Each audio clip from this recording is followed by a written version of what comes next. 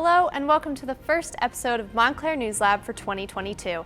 I'm Emma Caughlan and I'm thrilled to be your anchor for this season. Here's what we have this week.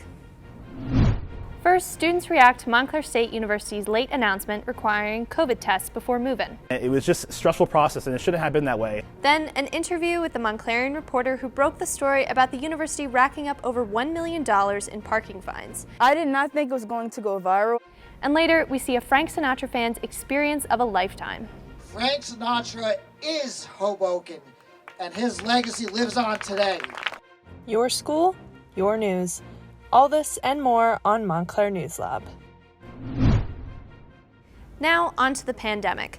COVID rates in the campus community have dropped by over 50% from where they were over winter break at the height of the Omicron spike.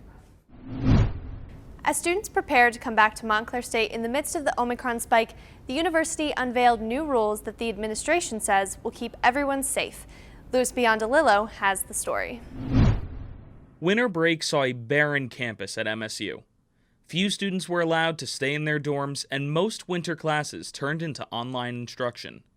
At the peak of the Omicron variant, over 30,000 New Jerseyans tested positive for COVID-19 in a single day. The WHO has now named this variant Omicron. They're also stressing that there is still a lot we don't yet know about this new variant. Here you can see people lining up for testing in Florida in scenes that are a reminder of the worst days of the pandemic. Redhawks weren't immune either. Almost 500 of them reported testing positive during winter break alone. And with only a week left until students returned for the spring semester, the new administration was behind the scenes coming up with a plan to return safely. Rutgers University, the largest college in the state, announced in-person instruction would be postponed for the first several weeks, but Montclair State moved forward with on-campus classes. Less than a week before students returned to housing, resident students received this announcement. It said, PCR COVID tests would be required to return to campus. Because of the spike in cases, it was more difficult than ever to schedule a PCR test. It was just a stressful process and it shouldn't have been that way. To give us 5-6 days notice really was just inappropriate in my opinion. Some students couldn't find a free PCR test and resorted to doctor's offices and urgent cares. I was left to wake up at 6 a.m., sit outside in the freezing cold for an hour and a half while I waited for a immediate care to open so I could be a walk-in and then have to spend $75 to get it. So it could have been done so much easier. We reached out to the university to find out why the decision wasn't made earlier. They said, there are several ways in which students can get tested quickly. Essex County Public Health has agreed to test any Montclair State University student regardless of where they live. They added that students also have access to an on-campus testing center in Webster Hall, which has remained open throughout the winter break and has ample capacity. Results are usually available in less than 24 hours. After many student complaints over the cost and short amount of time they were given, the university quietly began to accept rapid tests as well. For Montclair News Lab, I'm Biondolillo. COVID testing isn't the only thing sparking a reaction from Montclair State students. Keyshawn Reese sat down with Giovanna Boggins, the reporter behind the Montclarian parking article that went viral.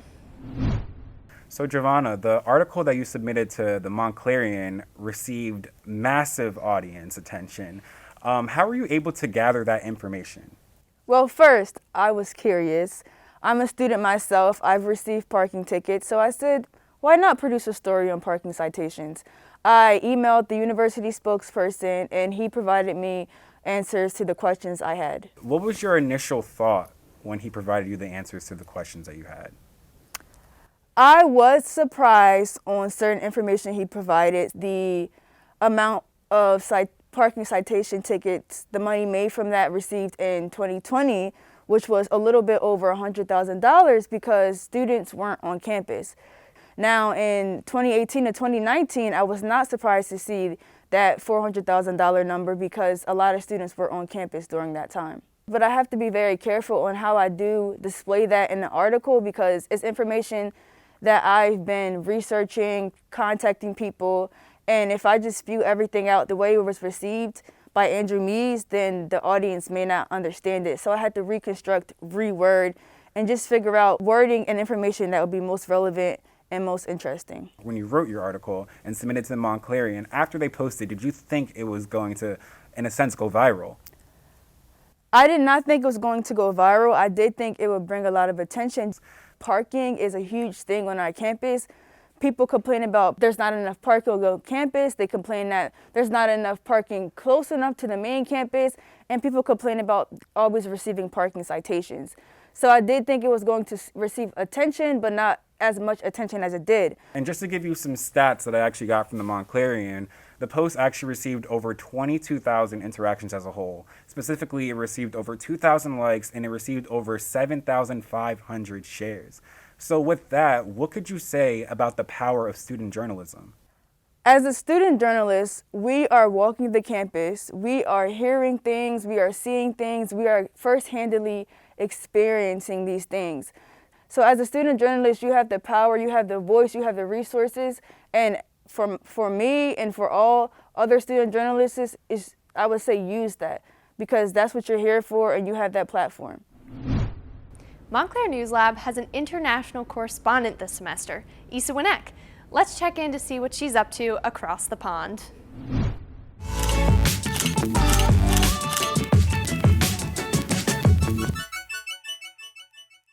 Good day, Montclair News Lab.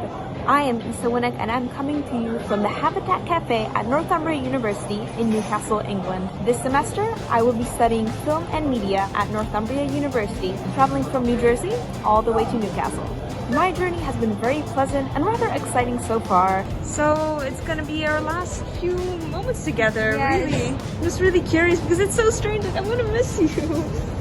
Oh, the twin powers stay strong, even stronger than ever before. After a rather long and tiring day of flying, exploring Heathrow Airport, and then coming all the way to Newcastle, I was welcomed very nicely by my historical-looking accommodation called Garth Heads.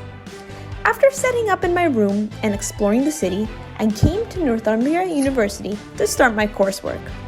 I'm very excited because film and media here in England is definitely somewhat different from America. Moreover, their culture and customs is something that is completely new to me, even though I'm very familiar with the language. I'm very curious about the culture here in England, and I will be more than eager to start exploring their pop culture through film and media, but as well get a better understanding of their history, of their traditions, and their amazing rich past. Though I feel that there will definitely be some sort of challenges along the way, I feel that will rather add to the adventure and excitement of being in a completely different country studying something I love. And most of all, I am very eager to find out if this 6-month journey will be indeed an adventure of a lifetime. But till then, I'll keep you updated. For Montclair News Lab, I am Wnek. Thank you, Issa. In 2020, Montclair State became a smoke-free campus. But is it effective? Charlie Filatico reports.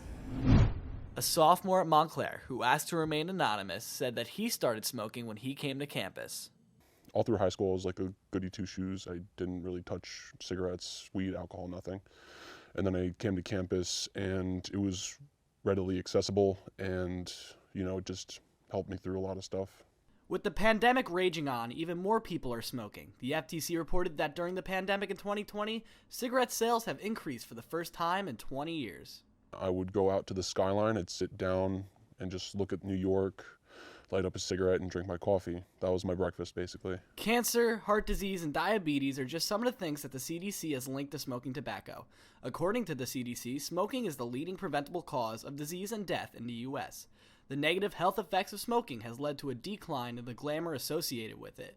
On September 1st, 2020, Montclair State University banned the usage of tobacco, but almost 2 years later, some of the students were still able to get away with it. Nobody really cares. The students don't care, and professors or administrators don't say anything to me. The student wonders what the point of a tobacco ban is if students aren't being monitored.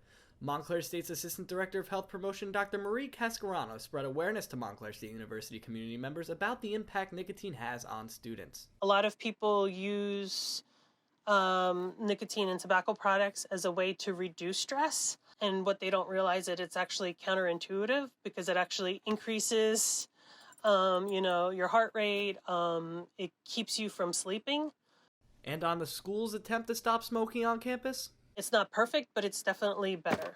They just need to be mindful of the policy just for the overall health and well-being of our campus community. I didn't know anybody here, so it was like just a feeling of extreme loneliness. And on top of that, I just had a lot of time alone because all my classes were online, so there was no reason for me to leave my room. So just to help cope with the stress, I started smoking. If administrative rules are not enough to inspire change, then what can?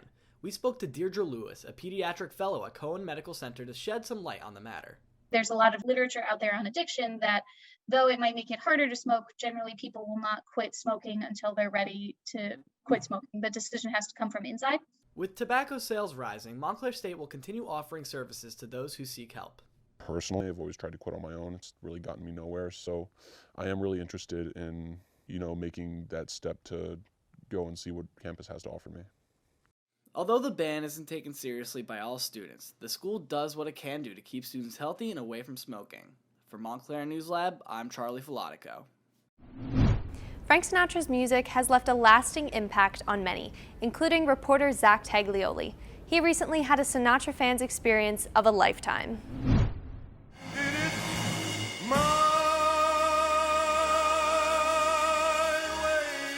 Known for his smooth voice and impeccable charm, Frank Sinatra's 106th birthday was celebrated with the unveiling of a new bronze statue in his hometown of Hoboken, New Jersey. The event sparked a visit from Sinatra's youngest daughter, Tina, and she even had a chance to stop by Montclair State University and visit our very own Francis A. Sinatra Hall. I spoke with Tina from Montclair State's radio station, WMSC 90.3 FM, about the statue. It's not like we didn't think of it, but it was at a time depended on who the mayor was. It also depended upon the ground it sits on and how to maintain it. The 6-foot bronze statue stands tall in the Sinatra Park Amphitheater, overlooking the New York skyline across the Hudson River. He's at a lamp post, which is very symbolic of his early days at Capitol, and it was very moving.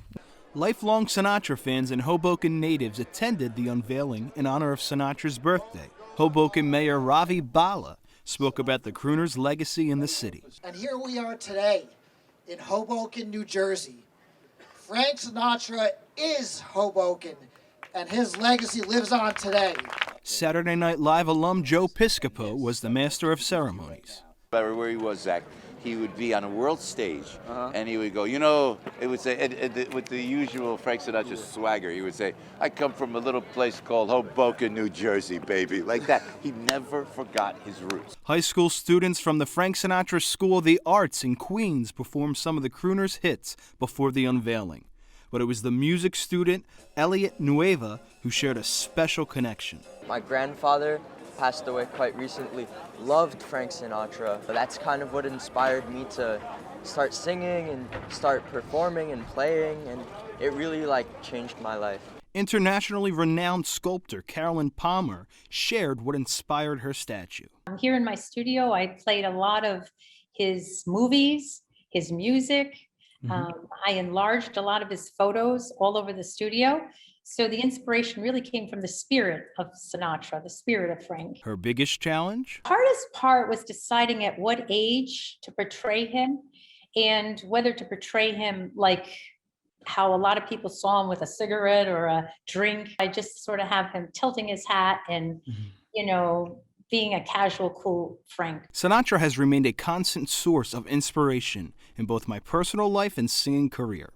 During my interview with Tina, I had the chance to tell her how much he meant to me. His music has influenced me since a young age and will remain with me in my life forever.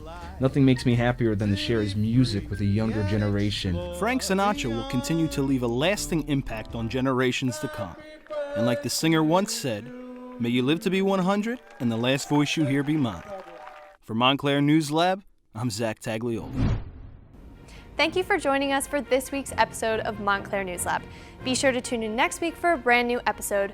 Until then, I'm Emma Caughlan. Be sure to follow us on Facebook and Instagram at Montclair News Lab, on TikTok at montclair.newslab, and check out our website montclairnewslab.tv for more.